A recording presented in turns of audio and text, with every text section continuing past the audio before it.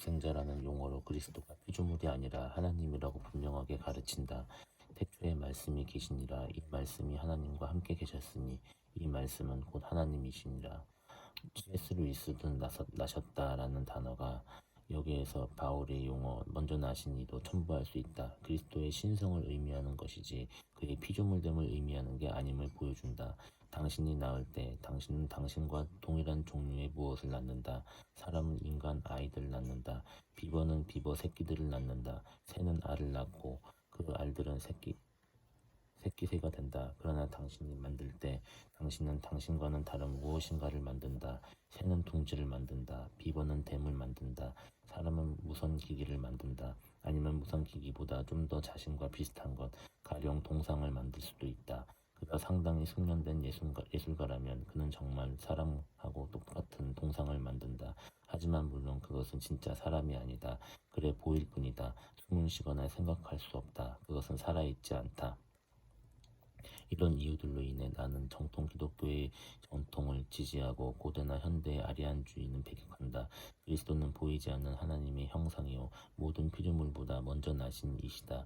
이는 하나님의 영광의 광채시요 그 본체의 형상이시라. 그는 근본 하나님의 본체시나 하나님과 동등됨을 취할 것으로 여기지 아니하시고 태초에 말씀이 계시니라. 이 말씀이 하나님과 함께 계셨으니 이 말씀은 곧 하나님이시니라. 그러므로 아버지가 기뻐하시는 아들은 하나님의 형상이요 하나님의 영광의 광채시다. 그분은 하나님과 동등하시며 바로 하나님이시다. 창세전 영원으로부터 항상 존재해 오셨던 단 하나의 실제는 하나님이시다. 전혀 시작점이 없으신 하나님을 인간이 생각한다는 것은 매우 어려운 일이다. 그분은 그저 영원 무궁히 거기 계신다. 그분이 거기 계시도록 만든 물질도 인간도 없다. 원하든 원치 않든 우리 모두가 인정해야 할 절대적인 실제이심을 생각조차 하기 어렵기 때문이다. 그러나 이렇게 영생하시는 하나님은 혼자가 아니셨다. 하나님은 외로운 의식의 중심이 아니셨다. 언제나 거기에는 다른 분이 계셨는데 그분은 본질과 영광에서 하나님과 하나이시지만 위격이 다르기에 영원으로부터 하나님과 인격적인 관계를 가지셨던 분이다. 성경은 영원하신 하나님이 언제나 그분 자신에 대한 완벽한 형상을 가지셨다고 말한다. 그분은 하나님의 본질의 완벽한 광채요 그 본체의 완벽한 형상 내지 인상이요 그분의 영광의 완벽한 본체 또는 표현이시다.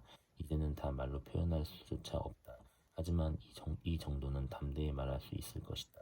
하나님이신 하나님은 자신을 의식하고 계셨고 자신에 대한 형상이 너무나 완벽했고 완전하고 충만해서 자신에 대한 살아있고 인격적인 재생을 하셨다. 그리고 이 하나님이 살아있고 인격적인 형상, 광채, 본체는 성자 하나님이시다. 그러므로 성자 하나님은 성부 하나님과 함께 영원하시며 본질과 영광의 면에서 동일하시다. 하나님의 기쁨은 하나님 자신에 대한 기쁨, 하나님의 기쁨은 하나님 자신에 대한 기쁨이다. 그 아들이 하나님의 형상이시요 하나님의 광채시요 본체시며 하나님과 동등하시고 실로 하나님이시기에 그 아들에 대한 하나님의 기쁨은 하나님 자신에 대한 기쁨이다. 하나님의 가장 깊고도 근본적인 기쁨은 그 아들의 영광 안에서 그분 자신의 완벽성이 드러나는 것을 보셨을 때 나타난다. 바울은 그리스도 얼굴에 있는 하나님의 영광을 아는 빛을 말한다. 영원으로부터 하나님은 아들의 얼굴에서 그분 자신의 완벽성의 파노라마를 보셨다.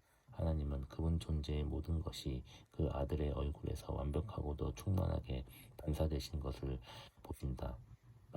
그리고 무한한 기쁨으로 이것을 즐거워하신다. 처음에는 이 말이 허무하게 들린다. 우리 인간이 거울을 바라보며 가장 깊은 환희를 느낀다면 그것은 상상만 해도 허무하기 때문이다. 우리가 이 면에서 하나님과 같다면 우리는 공허하고 교만하고 독선적이고 이기적일 것이다. 우리는 하나님을 닮도록 되어 있지만 모든 면에서 그렇지는 않다. 이것이 에덴 동산에서 사탄이 부린 첫 번째 계략이다.